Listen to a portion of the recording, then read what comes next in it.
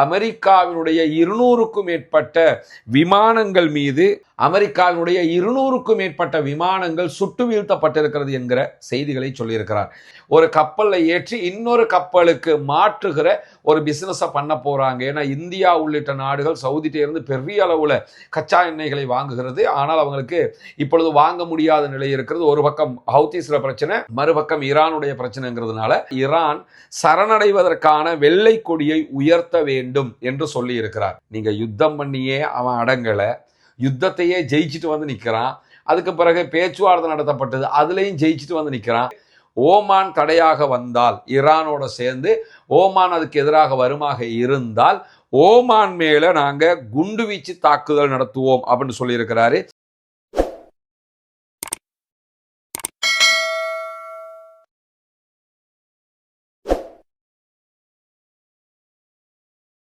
அன்றுக்கினிய சகோதர சகோதரிகளை நம் அனைவர் மீதும் ஏக இறைவனுடைய அமைதியும் கருணையும் உண்டாகட்டுமாக என்கிற உயரிய பிரார்த்தனைகளோடு பாலஸ்தீனத்தினுடைய காசா மீதான இஸ்ரேலிய ஆக்கிரமிப்பு படைகளின் 2 ஆண்டு கால யுத்தத்தில் தொடங்கி இன்று வரைக்கும் மத்திய கிழக்கு ஒரு கொதிநிலையாக இருப்பதை நம்ம பார்க்க முடியும். மத்திய கிழக்கில் இஸ்ரேலும் அமெரிக்காவும் இணைந்து ஈரானுக்கு எதிராக ஆரம்பித்த யுத்தத்தை முடிக்க முடியாமல் தடுமாறிக்கொண்டிருக்கிறது அமெரிக்கா. மத்திய கிழக்கிலிருந்து வெளியேறவும் முடியவில்லை, மத்திய கிழக்கிலே இருக்கவும் முடியவில்லை என்கிற ஒரு நிலையில் அவர்கள் தத்தளித்துக் கொண்டிருக்கக்கூடிய சூழல்களில் மத்திய கிழக்கு முழுவதுமே வேறு விதமான பல பதட்டமான நிகழ்வுகளும் நடைபெற்று வருவதை நம்ம பார்க்க முடியும். அந்த அடிப்படையில் இன்றைக்கும் பல முக்கியமான செய்திகள் வெளியாகி இருக்கிறது. குறிப்பாக இன்றைய நாள் இஸ்ரேலுடைய தீவிர வலதுசாரி அமைச்சராக இருக்கக்கூடிய இத்தாமர் பென் கிவிர், உலகத்தில் சில இனவாதிகளுடைய பட்டியலை நம்ம போட்டெடுத்தோம்னா அதில் நம்பர் 1 இடத்துல வரக்கூடிய ஒரு ஆளாக இந்தால் இருப்பான். இந்தால் இன்றைக்கு வெளியிட்டிருக்கக்கூடிய அறிவிப்பில் இஸ்ரேலிய படைகள், இஸ்ரேலிய இராணுவம் ஒவ்வொரு நாளும் 30 தொடக்கம் 40 பாலஸ்தீனர்களை இட வேண்டும்.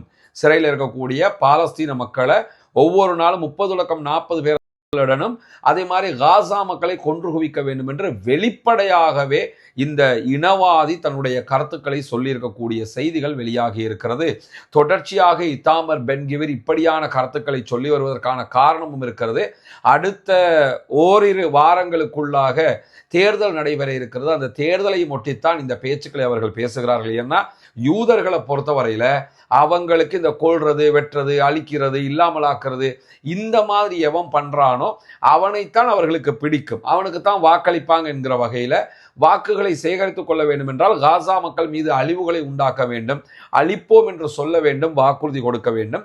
அந்த அடிப்படையில் இந்த ஷைத்தானிய கருத்துக்களை இந்த சொல்லிக் கொண்டிருக்கக்கூடிய செய்திகள் இன்றைக்கு வெளியாகி இருக்கிற அதே நேரத்தில் இன்றைய நாள் ஈரான் பல முக்கியமான செய்திகளை வெளியிட்டிருக்கிறது. அமெரிக்காவும் பல முக்கியமான செய்திகளை வெளியிட்டிருப்பதை நம்ம பார்க்க முடியும். அந்த வகையில் ஈரானுடைய சபாநாயகர், பாராளுமன்ற சபாநாயகர் முகமது பாகர் கலீபாப் வெளியிட்டிருக்கக்கூடிய அறிவிப்புகளில் கடந்த 40 நாட்கள் நடைபெற்ற யுத்தத்தின் போது அமெரிக்காவினுடைய 200க்கும் மேற்பட்ட விமானங்கள் மீது சுட்டு வீழ்த்தப்பட்டிருக்கிறது என்கிற செய்திகளை சொல்லியிருக்கிறார். 200க்கும் மேற்பட்ட விமானங்கள் அடிப்படையாக விமானங்களை சுட்டு வீழ்த்தியது என்பது 3 தொடக்கம் 7 F-35 விமானங்களை அமெரிக்காவுக்கு சொந்தமானவற்றை ஈரான் சுட்டு வீழ்த்தியது நமக்கெல்லாம் தெரியும். அதிலிருந்து ஒருத்தன் தப்பிச்சது, பிறகு அதை அமெரிக்கர்கள் காப்பாற்றியது என்கிற செய்திகள் எல்லாம் நம்ம பல விடத்தம் பார்த்திருக்கிறோம். ஆனால் 200க்கும் மேற்பட்ட விமானங்கள் என்று முகமது பாகர் கலீபாப் சொல்வது ஆளில்லா விமானங்களையும் சேர்த்துதான் என்பதை நம்ம புரிஞ்சுக்கிறோம். ஆளில்லா விமானம்னா ஈரான் அனுப்புற மாதிரி நார்மலான விமானங்கள் கிடையாது, செலவு குறைந்த ஆபத்தை அதிகம் உண்டாக்கக்கூடிய விமானங்கள் கிடையாது.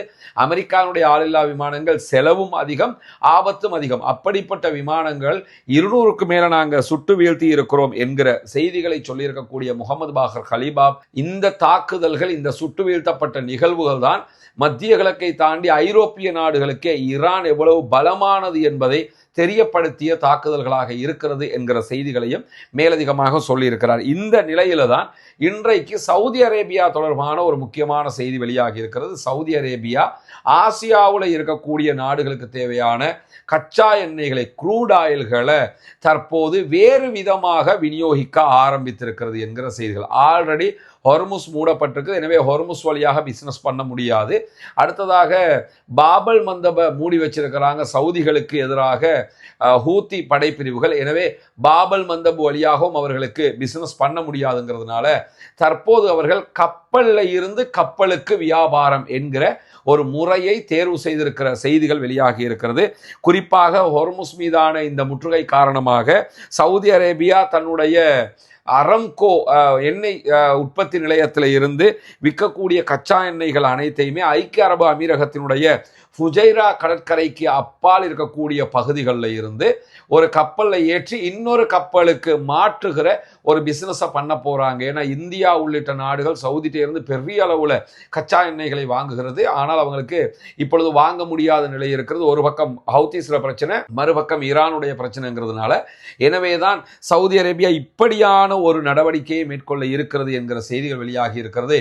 இப்படி ஒரு காரியத்தை அவங்க பண்ணினாங்கன்னா சவுதி தன்னுடைய பெட்ரோலிய வளங்களை விற்பதற்கான ஒரு சிறப்பான வழிமுறையை கண்டுபிடித்து விட்டது என்று அர்த்தமாகிவிடும். இந்த நேரத்தில் ஹூத்தீஸ் அல்லது மற்றவர்கள் என்ன செய்ய போகிறார்கள் என்கிற கேள்விகளும் இருக்கிறது என்பதை நாம் புரிந்து கொள்ளுகிற அதே நேரம் செங்கடலில் இன்றைக்கு சவுதி அரேபியாவுடைய கப்பல்கள் மீது பல தாக்குதல்களை நடத்தி இருப்பதாக ஹூத்தி படைப்பிரிவுகள் அறிவித்திருக்கிறார்கள். இந்த கப்பல்களில் செங்கடலில் நடத்தப்பட்டிருக்கக்கூடிய தாக்குதல்கள் சவுதி இராணுவ கப்பல்கள் மீதான தாக்குதல்கள், அதே போன்று சவுதியினுடைய 4 பாதுகாப்பு கப்பல்கள் மீதான தாக்குதல்கள் என்று சொல்லப்படுகிறது. மொத்தமாக ஏவுகணைகள் மூலமாக இந்த தாக்குதல்கள் நடத்தப்பட்டிருக்கிறது. சவுதி இது தொடர்பான எந்த கருத்துக்களையும் வெளியிடவில்லை. சவுதி அரேபியாவின் மொத்தம் 5 கப்பல்களுக்கு ஒரே நாளில் தாக்குதல் நடத்தப்பட்டிருக்கு. இந்த 5 கப்பல்களுமே பாதுகாப்பு தொடர்பான மிலிட்ரி கப்பல்களாக இருக்கிறது. எனவே அடுத்து சவுதி ஒரு மிகப்பெரிய தாக்குதலை ஹவுதீஸ் மேல நடத்துவாங்களா, என்னென்ன செய்வாங்க என்கிற கேள்விகளும் தற்போது எழக்கூடிய சூழல்ல தான் இன்றைக்கு அமெரிக்க அதிபர் டொனால்ட் ட்ரம்ப் வலம மாதிரி கம்பு கட்டுகிற சில செய்திகளை சொல்லி இருக்கிறாரு. அதுல மிக முக்கியமான ஒரு செய்தி என்னன்னு கேட்டா, ஈரான் சரணடைவதற்கான வெள்ளை கொடியை உயர்த்த வேண்டும் என்று சொல்லி இருக்கிறார். நீங்க யுத்தம் பண்ணியே அவன் அடங்கலை, யுத்தத்தையே ஜெயிச்சுட்டு வந்து நிற்கிறான். அதுக்கு பிறகு பேச்சுவார்த்தை நடத்தப்பட்டது, அதுலேயும் ஜெயிச்சுட்டு வந்து நிற்கிறான். அவன்கிட்ட போய் வெள்ளக்கொடியை காட்டி சரணடைங்கன்னா இது விளையாட்டு புள்ளத்தனமாக இல்லையா என்று கேட்குற மாதிரி அவர் இன்னைக்கு என்ன பண்ணியிருக்கிறாருன்னு கேட்டால், ஈரான் சரணடையணும், வெள்ளக்கொடியை காட்டணும்னு சொல்லியிருக்கிறாரு.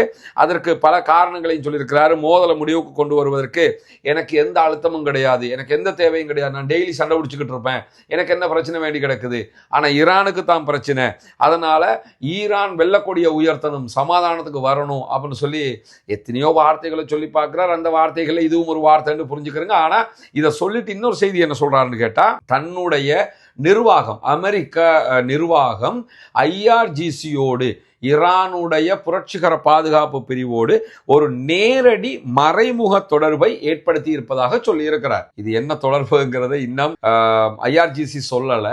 அவங்க எந்த அளவுக்கு இதை சீரியஸாக எடுக்க போகிறாங்கங்கிற கேள்வி இருக்குது. ஆனால் ஆரம்பத்தில் என்ன சொன்னார்னா, நாங்கள் ஈரானுடைய தலைவர்களோடு பேசிக்கிட்டு இருக்கிறோம், ஈரானுக்குள்ள ஒரு தலைவர் இருக்கிறார், அவர் அமெரிக்காவுக்கு சப்போர்ட்டாக இருக்கிறார், இப்படி எத்தனையோ கதையை சொல்லிட்டாரு. இப்போ என்ன சொல்கிறாருன்னு கேட்டால், IRGCயோட நாங்கள் நேரடி தொடர்பில் இருக்கிறோம்ங்கிறாரு. இது எந்த அளவு தூரம் உண்மையானது என்பதை IRGC தான் சொல்ல வேண்டும். அது சொல்லிட்டு தான் எனக்கு எந்த ஒரு கால அட்டவணையும் கிடையாது, நான் எவ்வளவு காலம்னாலும் ஈரானோட சண்டை பிடிக்க முடியும், ஈரானுக்கு தான் அது சிக்கலை உண்டாக்கும் அப்படின்னு சொல்லி அமெரிக்க அதிபர் டொனால்ட் ட்ரம்ப் சொல்லி இருக்கிறது மட்டுமல்லாமல் இன்றைக்கு திடீரென அவருக்கு இன்னும் ஒரு குழப்பமும் ஏற்பட்டிருக்கு. என்னன்னு கேட்டால், ஓமானும் ஈரானும் ஒரு பேச்சுவார்த்தையை தொடர்ந்து நடத்தி வர்றாங்க ஹொர்முஸ் ஜலசந்தி தொடர்பாக. அந்த பேச்சுவார்த்தை பற்றி இன்றைக்கு கருத்து வெளியிட்டிருக்கக்கூடியவர் என்ன சொல்றாருன்னு கேட்டால், ஹொர்முஸ் ஜலசந்தியை மீண்டும் திறக்குகிற முயற்சிகளுக்கு ஓமான் தடையாக வந்தால், ஈரானோட சேர்ந்து ஓமான் அதுக்கு எதிராக வருமாக இருந்தால் ஓமான் மேல நாங்க குண்டுவீச்சு தாக்குதல் நடத்துவோம் அப்படின்னு சொல்லியிருக்கிறாரு.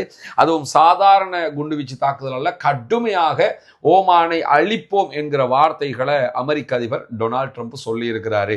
ஆனா ஓமான் மேல அமெரிக்கா தாக்குதல் நடத்த வந்தால் கண்டிப்பாக ஈரான் அதுக்கு சப்போர்ட்டா வருவாங்கங்கிறதுல மாற்று கருத்து கிடையாது. அதே மாதிரி ஹவுதீஸ் படைப்பிரிவும் அதற்கு சப்போர்ட்டாக வருவாங்க. ஏன்னா இவங்க அத்தனை பேருமே ஒரு ஒருங்கிணைந்த நிலையில் இருக்கக்கூடியவங்க தான். ஒமான் அமெரிக்காவுக்கு சப்போர்ட்டிவாக இருந்தாலும் பொதுவாகவே ஈரானோடு நெருங்கி இருக்கக்கூடிய ஒரு நாடு என்பதை நம்ம புரிஞ்சுக்கணும். அந்த அடிப்படையில் இந்த ஹொர்முஸ் பற்றிய பேச்சுவார்த்தைகளும் நடைபெற்று வரக்கூடிய சூழல்ல தான் இன்றைக்கு குர்து படைகளுடைய தலைவரும் குர்துகள் ஆளக்கூடிய ஈராக்கினுடைய சுயாட்சி பகுதியினுடைய பிரதமராக தன்னை அறிவித்துக் கொண்டிருக்கக்கூடிய மஸ்ரூர் பர்சானி வெளியிட்டிருக்கக்கூடிய செய்திகள்ல ஈரானுடைய ஆளில்லா விமானங்கள் தன்னுடைய அலுவலகத்தை தாக்குதல் நடத்தி இருக்கக்கூடிய செய்திகளை சொல்லியிருக்கிறார். அதே போன்று குர்திஸ்தான் பாதுகாப்பு மற்றும் உளவுத்துறை தலைவருடைய வீட்டையும் குறிவைத்து ஈரானுடைய ஆளில்லா விமானங்கள் தாக்குதல் நடத்தி இருக்கிறது என்று சொல்லியிருக்கிறார். ஈரானுடைய ஆளில்லா விமான தாக்குதல்கள் தொடர்ந்து குர்து படைகள் மேல நடத்தப்பட்டு வருது. அது கூட எதுக்காக அவங்க பண்றாங்களாக இருக்கலாம் என்று சொன்னா, எதிர்காலத்தில் அமெரிக்கா ஒரு பெரிய தாக்குதலை நடத்த போனால் கண்டிப்பாக குர்துகள் அமெரிக்காவுக்கு சப்போர்ட்டாக வர வாய்ப்பு இருக்கிறது. அப்படி வருவதற்கு முன்பதாகவே குர்துகளை டம்மி ஆக்குவதற்காக, வீழ்த்துவதற்காக இந்த தாக்குதல்களை தொடர்ந்து ஈரான் நடத்தி வருகிறது என்பதை நாம் புரிந்து கொள்ளுகிற அதே நேரத்தில் இன்றைய நாள் ஈரான் இன்னும் ஒரு முக்கிய செய்தியை வெளியிட்டிருக்கிறது. குறிப்பாக ஈரானுக்கு எதிராக அமெரிக்கா பல தடைகளை முன்மொழிந்து கொண்டிருக்கிறது, பொருளாதார தடைகளை முன்வைத்திருக்கிறது.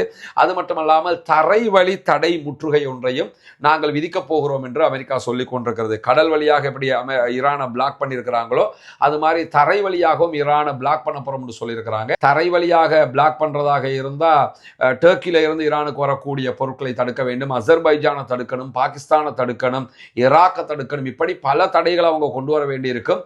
இப்படி கொண்டு வர போகிறதாக அமெரிக்கா சொல்லிக் கொண்டிருக்கக்கூடிய சூழலை தான் இன்றைக்கு ஈரான் இது தொடர்பாக கருத்து வெளியிடும் போது, என்ன தடைகளை நீங்கள் கொண்டு வந்தாலும் அதில் எங்களுக்கு எந்த பிரச்சனையும் இல்லை, எங்களுக்கு எப்படி உங்களை ஜெயிக்க வேண்டும் என்பது தெரியும், ஆல்ரெடி யுத்தத்தில் ஜெயிச்சிட்டோம், பேச்சுவார்த்தையில் ஜெயிச்சிட்டோம், இந்த தடைகளையும் நாங்கள் ஜெயிப்போம், எனவே இந்த தடைகளால் எங்களுக்கு எந்த பாதிப்பும் வராது, நாங்கள் சுய பொருளாதார முன்னேற்றத்தை நோக்கி போகக்கூடிய ஒரு நாடாக இருக்கிறோம் என்கிற செய்திகளையும் ஈரான் சொல்லியிருப்பது மட்டுமல்லாமல், இன்றைய நாள் தென்கொரியா வெளியிட்டிருக்கக்கூடிய ஒரு செய்தியில் ஹொர்முஸ் தொடர்பாக நாங்கள் அமெரிக்காவோடு இணைந்து செயல்பட இருக்கிறோம் என்கிற செய்திகளை சொல்லியிருக்கிறாங்க.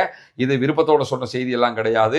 நீங்க எங்களுக்கு ஹொர்முஸ் விஷயத்துல எந்த ஒரு ஹெல்ப்பும் பண்ணல, எங்களோட இணைஞ்சு வரல என்று சொல்லி தென்கொரியாவோடு நடக்கிற ராணுவ ஒத்துழைப்புகள் எல்லாம் குறைப்பதாக அறிவித்திருக்கிறார் அமெரிக்க அதிபர் டொனால்ட் ட்ரம்ப். அதுக்காகத்தான் இந்த செய்திகளை உடனடியாக இன்றைக்கு தென்கொரியா சொல்லி இருக்கிறது என்பதையும் இன்றைக்கு வெளியாக இருக்கக்கூடிய அதே செய்தியில நம்ம பார்க்க முடிகிற அதே நேரம் இன்றைக்கு இன்னொரு முக்கியமான செய்தி நடைபெற்றிருக்கு என்னன்னு கேட்டா, காசாவினுடைய பாலஸ்தீன விடுதலை போராட்ட அமைப்பினுடைய தலைவர் டாக்டர் ஹலீல் அல் ஹையா அவங்க ஈஜிப்டுக்கு போயிருக்கிறாங்க. ஈஜிப்ட்ல பேச்சுவார்த்தைகளை நடத்துகிற அதே நேரம் அமெரிக்க அதிபர் டொனால்ட் ட்ரம்பினுடைய மருமகனும் அமெரிக்காவுடைய பேச்சுவார்த்தை குழுவினுடைய தூதுவராகவும் செயல்படக்கூடிய ஜார்ஜ் குஷ்னர் ஆல்ரெடி இஸ்ரேலுக்கு போய் இஸ்ரேல் பிரதமர் பெஞ்சமின் நெதன்யாகுவை சந்திச்சு சமாதான உடன்படிக்கைகளை நீங்க தூர விலகி போயிடக்கூடாது, காசா மீதான சமாதானம் தொடர்பாக பல பேச்சுவார்த்தைகளை நடத்தினதனுடைய தொடர்ச்சியாக அவர் நேரடியாக ஈஜிப்டுக்கு போய் பாலஸ்தீன விடுதலை போராட்ட அமைப்பினுடைய தலைவர்களையும் சந்தித்து பேச்சுவார்த்தை நடத்தி இருக்கிறார். இது ஒரு முக்கியமான அம்சமாக பார்க்கப்படுகிறது. காரணம் என்னன்னு கேட்டா,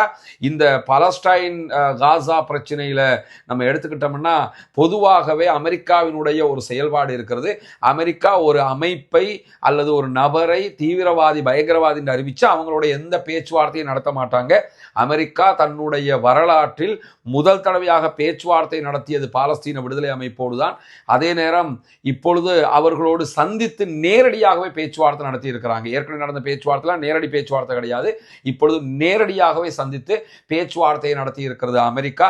இந்த பேச்சுவார்த்தைக்கான காரணம் காசாவினுடைய அந்த போடப்பட்டிருக்க ஒப்பந்த பிரகாரம் பாலஸ்தீன விடுதலை போராட்ட அமைப்புகள் காசாவுக்குள்ளே இருக்கக்கூடிய தேசிய அமைப்பிடத்தில் ஆயுதங்களை ஒப்படைப்பதாக சொல்லியிருக்கிறார்கள். ஆனால் இஸ்ரேல் அதை ஏற்றுக்கொள்ள மறுக்கிறது. இஸ்ரேலை அதற்கு இணங்க வைத்து பாலஸ்தீன விடுதலை அமைப்பையும் இதே செயல்பாட்டில் முன்கொண்டு செல்வதற்காகத்தான் அவர்கள் இந்த காரியங்களையும் செய்து வருகிறார்கள். எனவே இது ஒரு வரலாற்று முக்கியத்துவம் வாய்ந்த ஒரு நிகழ்வாக பார்க்கப்படுகிறது என்பதையும் புரிந்து கொள்கிறார். அதே நேரம் தொடர்ந்து இணைந்தீர்கள் ரஸ்மின் மைசி நியூஸ் மற்றும் ரஸ்மின் டாக்ஸ் ஆகிய 2 சேனல்களோடு வரக்கூடிய செய்திகளை உடனுக்குடன் உங்களோடு பகிர்ந்து கொள்வதற்கு தயாராக இருக்கிறோம் என்கிற செய்திகளோடு, ஆக்கிரமிப்புகள் ஓய வேண்டும், ஆக்கிரமிப்பாளர்களும் ஓய வேண்டும் என்கிற உயரிய பிரார்த்தனைகளோடு முடித்துக் கொள்கிறேன். வாகிறது அல்ஹம்துலில்லாஹி ரப்பில் ஆலமீன்.